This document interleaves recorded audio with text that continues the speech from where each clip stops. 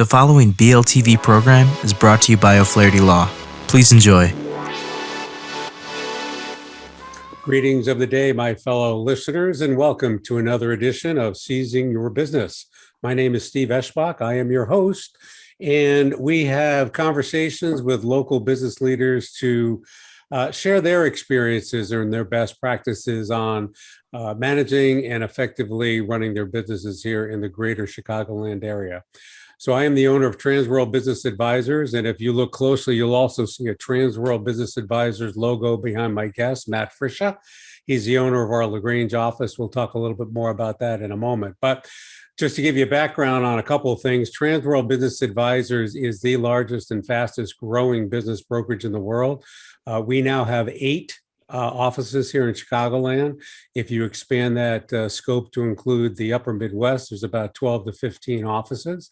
And worldwide, there are well over 200 offices with 600 to 800 of owners and agents who assist business owners confidentially sell and match them up with qualified buyers. In addition to doing that, we can also assist business owners who want to expand via the acquisition model.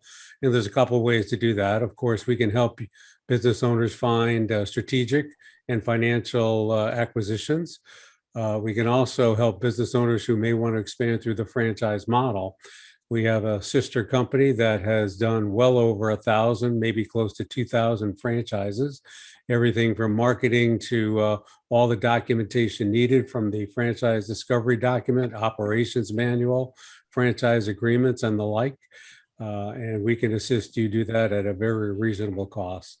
And finally, in addition to all that, we also do franchise sales. So if you're an executive in transition or anyone else for that matter, looking to get into the entrepreneurial world and want to do it with an established business already in place, buying a franchise is the way to go. And this program, Seize Your Business, is designed to assist everyone here locally get a better sense on how to run their business. We're all willing and able to assist one another in terms of best practices and what works well and what pitfalls to avoid. We're going to talk a little bit about that with Matt. The other thing I want to mention to you that I am also a member of the Business Lounge here in Naperville. That is a quasi shared office space, if you will, located in downtown Naperville. Please reach out to me. I'm sorry, it's not downtown Naperville, it's in North Naperville. Please reach out to me if you want to find out more information about becoming a member, which is a great meeting spot for business owners to spend the day to catch up on email or socialize with other business owners who are in fact members. So enough with the intro. I'm delighted to have one of my business colleagues, Matt Friscia, here. He's a recent addition to the Transworld team. He is the owner of the LaGrange office. The interesting thing about Matt, and he can tell me more and you more about what this all is. He was a former business owner. He owned a franchise, sold that, and now he's representing other business owners with their exit planning strategy. So enough of me. Matt, welcome to the show. Tell us a little bit about you, where you are today, where you were previously, and we'll go further than that in short order. Yeah, thanks for having me. I think you summed it up really good. I guess, again, as far as the business side of things, I did have a senior care franchise for 5 years, and it was great business, wonderful business. I enjoyed the franchise model. I kind of like the cookbook, so to speak, that you get with that. And I really enjoyed more so the camaraderie amongst other franchisees. Everybody had a lot of the same questions. There was a subgroup I was involved with, a performance group that was tied to a program called Profit Mastery. So you could look at your P&Ls together, you could look at your balance sheets together. And we grew that significantly in a very short period of time. I love helping people. It's basically running a staffing company is what that's like, is extremely 24/7. So when I kind of looked in the mirror and said, okay, where am I going my next 5 to 10 years? I said, I don't know if this is it per se, but ended up using Transworld to sell my business. And that was a very positive experience. And it was almost 15 months that it took to sell my business, but through that process had already kind of looked at Transworld, done a discovery day with them and said, listen, if you can sell my business, I'm in after this. I had a career prior in corporate America that was B2B. So this is definitely a space that I'm comfortable with talking to business owners. Sounds good, Matt. Now, one thing you didn't tell us in your background, you have a little bit of media in your background, do you not? Yes, yeah, absolutely. So I worked in media sales for 15 years. A lot of time with the Disney company, specifically but the last stop that I had in media was with ESPN. I worked on the radio Disney side as well, and worked at some other stops as well. So that was really talking to a lot of business owners about advertising and their marketing campaigns and their marketing mix. So have sold everything from cable to digital to radio to broadcast television. Sounds good. Thank you so much. But we're going to go even further back, rewinding the videotape even further. So tell us a little bit about your childhood. Where were you born and raised? What type of influence did your parents and your family have on you as a young kid with your tricycle, tricycling, pedaling down the street, if you will? What was going through your mind? What did you want to be when you grew up then? And how did that all kind of transition itself to where you are today? Yeah, you're going way back, huh? On the Wayback Dude. Machine. I was born at Gottlieb Hospital in Melrose Park, and my parents were in North Lake for a little while. I grew up in the rough streets of Bloomingdale, Illinois, which is I'm just being facetious. Wasn't that rough out there, but yeah. And I will say, for me specifically, my dad passed when I was pretty young, and so I was a single mom that saw her working a tremendous amount of hours to, keep it together with us and my brother, just me and my brother. And also my dad worked extremely hard, sold suits at J.C. Penney, and was always a salesman. And his father, my grandfather, kind of became my default father in a lot of great ways. And he was also always had a retail store of some sort, always was working hard. I kind of learned through him because I was always just excited to work. I don't know. It was like always a thing and even him, when he had he had a furniture store, and he would hand me the razor blade and say, go cut those boxes back there and, sweep this floor and, fold these circulars. And, if you do that, you can pick out something in the store. And I just remember vividly this Bears clock, that I was like, God, that's the coolest thing ever. I mean, he must have got labor for about $2 an hour, actually. But no, it was great. It was a great experience. And same with my mom's parents too. They're I don't want to say it's the typical Greek people that own restaurants, but they were Greek and were always working in food service and work to the bone to the last day. Well, with both of them, actually, they worked extremely hard. It sounds like there was an entrepreneurial influence on you, even though it does appear you started in corporate, right? You had corporate roles, even in the media and whatnot. So it seems like there was a little bit of that kind of bubbling inside of you early on. And then when you left media, what was the driver behind leaving your corporate executive role in media to owning your home healthcare franchise? Yeah, good question. So we had promoted a franchise expo over and over on some of the stations that I was with. And, I'd go to the show, I'd walk the show and, kind of kicking the tires on some stuff. I did meet somebody, and I didn't even know I didn't even understand what he was doing, but he was, I guess now in retrospect, he's a franchise consultant. So he had this book and he said, okay, you're thinking about business ownership, like read this book, and give me a call.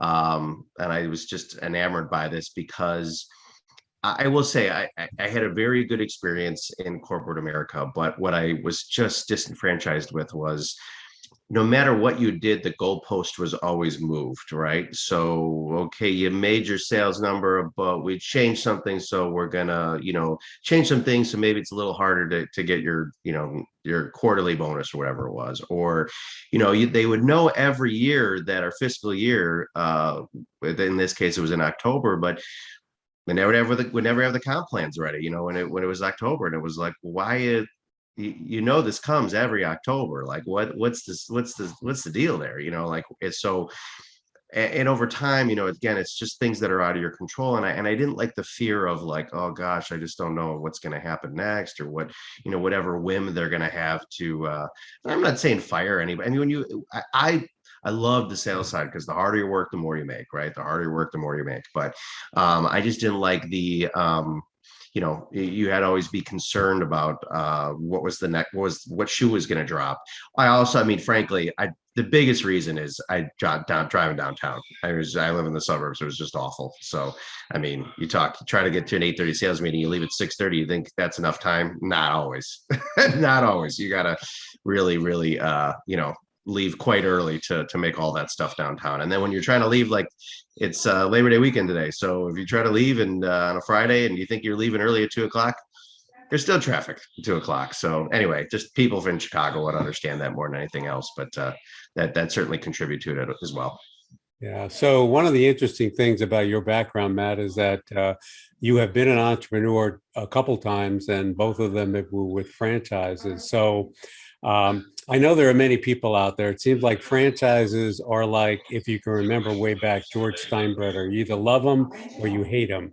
And I think the same is true with a franchise. You either love the franchise or you hate the franchise. Now, you and I both own a Transworld franchise, and we both know that there are very many guiding principles to help us be successful, but we do have a little bit of leeway with which we can help our business development efforts, how to interact with customers. We do that a little bit differently because with 200 offices worldwide, there are a little bit different regional things that we have to become aware of. But Sure. You also own another franchise. And I don't know if there's a way you can generally summarize what you would consider the benefits of a franchisor in assisting you be successful and how you're able to complement that with some of your own business development efforts. I know that's a long-winded question, but franchise there for support. They give you some leeway to be successful on your own here locally. Is there any way you can comment on that for our audience? Yeah, no, I love this question more than anything else, because a lot of people say, well, why'd you get a franchise? You got to pay those franchise fees, and you got to, you're buying into this thing, and why don't you just do it yourself? Why don't you just do it yourself? And it's like, okay. But for instance, I was going into home care. Now it was a business I could do with my mom. She's a nurse. She's an LPN. She has a tremendous amount of experiences at hospitals and worked with hospital administration for a very long time. But that doesn't mean anything. I mean, we thought, okay, wow, she might be our biggest referral source to be able to, she knows all these doctors and everything. No, what I got was, you can focus on whatever your strong suit is. My strong suit was sales, right? So I can call people, I can set up meetings, I can, say, hey, how great we are, and please try to use us and really care about what we're doing with our clients and our employees. All the back end stuff that I don't want to do, I don't want to put together, was in a box ready for me with the franchise. So for me, even though I was in marketing and I kind of enjoy that side, I don't have time to put together these neato little marketing things. I don't have time to, look at my website 6,000 times and make sure it's done. I don't have time to put together social media posts, over and over and over again. And people say, well, you just get people to do that and you scale. Right. But the fees that you paid to the franchise, whether it's the same or less or more, there's people that have done this hundreds of times. So it is a proven method to say, and I'll be the first one to say, I fought the franchise for the first year. I was like, nah, you don't do it like that. You do it like this. This is how you do marketing. And the only way a franchise works, and again, it depends, because there are good franchises and there are not so good franchises. So let's just put that out there. I must have picked a good one, because once I started following the franchise model, things started happening. It's like I wasted a lot of money doing things that I thought were correct. And finally, the franchise is like, would you just do it our way? Would you just do it the way that we're telling you to do it? And then all of a sudden the phone started ringing more and more things started to happen. So I was able to focus on, for me, we call it marketing and healthcare, but sales. And then everything else was on the back end. Now, let's say you're not a strong salesperson, you're a good ops person or whatever it is. Fine. But they're giving you a path to say, when you get to this amount of money, hire this person. When you get to this amount of money, hire this person. And they call it scaling, right? So if you can scale your business, you'll do great. You'll do fine. It's just a matter of, a lot of people get stuck where, I'll say from my personal experience with the senior care, they get stuck. Well, I'm going to deliver the care because I'm a nurse and I'm going to get out there. And that's wonderful, but that you'll never succeed doing that. That business isn't built for you doing the care, you being in the business. It's built for you building a staff of people to help you get to the finish line in regards to working on the business versus in the business. And they say that a lot, for any business, any franchise for that matter. But again, I had a call every week with a franchise person. What's going on? How you doing? Who did you go see? Like, what's your plan this week? Let's look at your analytics. They force you. Here's the other huge thing that we see every single day. They force you to do your P&L every month. Yes, there's a reason for that, because they want to get paid and they want but they have a system where they want to map your accounts. They want to see everything that you're doing, because there's a reason for that. It's advantageous for them, but at the same time, the franchises I work with, it's great. It's like point, click, click. Here's my P&L. Here's my balance sheet for the whole year. A lot of independents, if they're living out of the business or doing whatever they're doing, that's fine. But it's just, I see more so that people aren't as diligent or as disciplined to keep their records if they don't have somebody kind of looking over them to say, what are you doing over there? What's happening in your territory per se. So out of all that you said, Matt, I can pull out a couple of things that are applicable to any business owner to be successful. Number one is accountability. You have to have a plan. You have to act on the plan. The other is analytics and metrics. You have to have something to shoot for. You got to meet your analytics, because if you don't, you won't be successful. And those two concepts right there, it doesn't matter whether you're a franchise or not. If you're a business owner, you're going to do those things. The other concept you talked about that was really critical is scalability. And you should not expect to conquer the world. And you and I both use that term because that's what we want to do. You can't conquer the world by trying to accomplish everything in a short order of time. You got to be able to methodically, do the many successes and move from there. Am I right about that?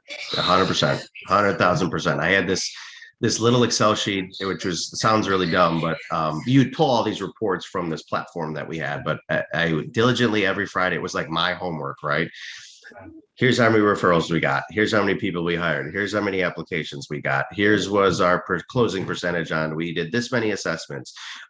We had this many assisted living placement. I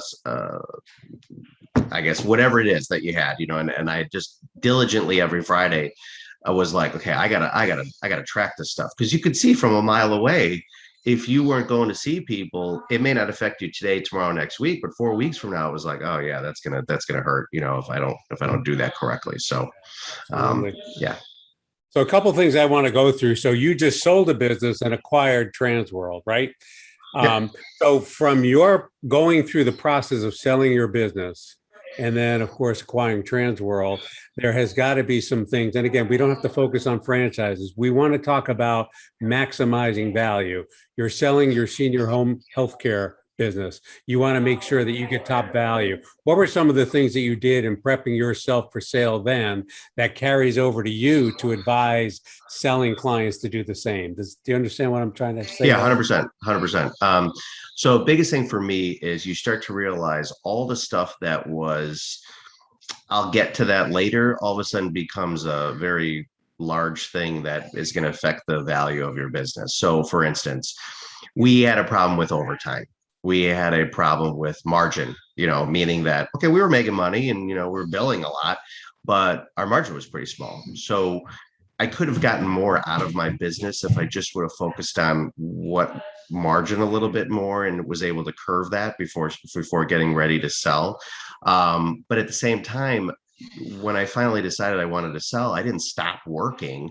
I just kept growing. I mean, we grew the most we ever grew in that last year before I sold my business. So that's the other part of, going through that process. Is it's not like, okay, well, now let's just sit and wait and start closing things down. No, people want to see businesses that are doing this, they're going up like this. They don't want to see businesses like this or kind of going down, because a lot of people, I think, as you're seeing and I'm seeing, they get to us when it's too late. It's, I got this business. I've been doing it for 30 years. My kids don't want it. I'm kind of tired and I just want to get out. Okay, that's fine. But, if everything is not as valuable anymore and it's still just you running around doing whatever you're doing, that's not going to be as valuable. People want to buy cash flow. So the better you can get your cash flow or seller discretionary earnings, as we call it, going on, that's what they buy into. And a lot of people don't, well, I got this name and I got this phone number and I've been in business for 60 years. And my dad had this business. That's wonderful. That is, and kudos to you for, being in business for that long, but people want to see what the bottom line number is. Unless, of course, you might get lucky. There's some people that watch your particular field and, might see value in that to some degree, but there are all types of buyers and all types of sellers. The only final thing I'd say with this is I was shocked how much happens once you get an offer. It's not even about it's putting it out there and getting some showings, just like a home where you talk to some people and, yeah, I'm interested, I'm not interested. But until you actually get that offer, and what happens when you get that offer, the punch list of things to do once you get that offer is tremendous. And it's, the back and forth, and did you do this, and they did this, and asset purchase agreement, and all these other different things that you're going to go back and forth with. And I don't think anybody has a clue. And somebody explained it to me too the other day, and I really had to slow down, because all these things that's going to happen in your life, right? You're going to get married, these big life things. You get married, you're going to have a kid, maybe, and maybe you're going to sell your business if you have a business. Those are like the biggest things that are going to happen in your whole life. So I think when people don't understand certain things that maybe we think are second nature to us because we're doing this on a regular basis every day, to sort of slow down and explain that to a business owner about, this is what's going to happen first, this is what's going to happen second, this is what's going to happen third. And you have to be ready, and you have to have a good lawyer in your corner, a good accountant in your corner, to really get through this process if you want to get the best value that you want. Certainly there are deals that aren't that complicated, that happen quicker. But for whatever it's worth, those are all huge things to consider. Yeah, and one other thing I think I'll add, Matt, and I'm pretty sure you're going to agree with me, that we can meet with any business owner, even if the horizon to sell is 2, 3, 4 years away. Sure, Because even better. yeah, it's critically essential, because you want to make sure all your paperwork or your organizational document, you want to make sure all of that is ready to go. Because the quicker that is, the easier it is to go to market, and the easier it is to sell your business. I've had businesses that have sold within 2 weeks because everything was right smack in order. We knew where everything, the financials, the operating manual, the data on the employees, the data on the customers, everything. It's amazing. Like you said, there is a ton of stuff that falls into place once the offer comes in, but you can prep for that well in advance, so that when that time comes, it's not like you're rushing to the finish line. It's that you're doing it because it's already there. Am I right about that? 100%, 100%, absolutely. So, to respect your time, our audience's time, I know you got an appointment right after this. I asked you a few questions, maybe a lot of questions. You answered them very well. Thanks so much. Is there anything that we haven't covered in the questions that I asked that you want to make sure our audience knows? No, again, I think you hit the nail on the head. I think, yeah, a lot of people don't know that we exist. People don't know that business, brokers are even out there. So, like I said, I would encourage somebody to, like you said it best, get your stuff in order quickly. Talk to one of us, or somebody like us. Doesn't even have to be us per se, but about what your exit strategy looks like if you're going to do that. And then more so, like you said, on the buying side too, I just showed a company to somebody yesterday. The guy kind of said, it's really, to put all this marketing money out there to try to gain customers, maybe it's just easier for me to just buy a company that has a bunch of clients already in it, and a bunch of stuff happening. And I think that's really easy, very smart, for all this money you'd spend in marketing.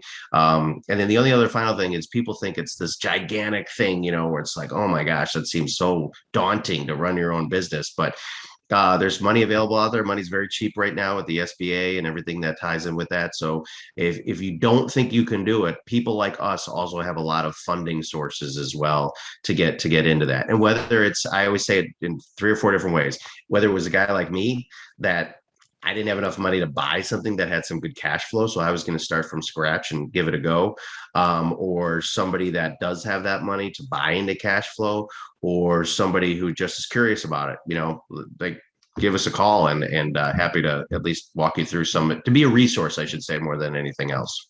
Absolutely. I think that goes a long way in prepping you for, and again, it's not just to prep you for sale, it's to prep you to maximize the value of your business. Now, you may also need the value of your business in terms of financing and expansion. It doesn't have to be an acquisition, but the more accurate, the more complete, the more developed everything is internally, the better you'll be, no matter what your next plan will be going forward. Is that about right? 100%, 100%. I just think a lot of people are, shocked when they say, well, that's all it's worth. It's like, well, no, I'm not. You can list your business or whatever you want. You can sell it whatever you want. It's your business. But I just think, if you want to we say this all the time. We don't set the price. The market sets the price of what's going on out there. So we have comps just like homes to look at businesses and what they're, what on average they're potentially getting. So use this for that. Use this just for the knowledge and information for your particular sector of business or whatever you're doing. Absolutely. I totally agree with that. So last but not least, Matt, where can we go find out more information about you, your specific team, which is part of the bigger Chicagoland team? Where do we go to find that out? Yeah, I appreciate that. So it's just T-World. So T is in Tom world.com/LaGrange, like LaGrange, Illinois. So LAGRANGE, or just LaGrange@tworld.com if you just want to email us and see what's going on over what we have. So, but I think basically with Transworld is a lot because of all these offices, there's a lot of listings and a lot of buyers and a lot of stuff going on right now. So the market is quite good to sort of explore all this. That'd be great. Thanks so much, Matt, for your time. Listeners, thanks again for joining us on another edition of Seize Your Business. There'll be plenty of more, and you can go and check out Matt's interview down the road, 3 times. There's a lot of good stuff in there. And again, we're just trying to help you maximize the value of your business for whatever your next phase of business development would be. So audience, thank you much. Matt, thanks for your time, and we'll go do it again sometime soon. Thanks for having me. Thanks for doing this.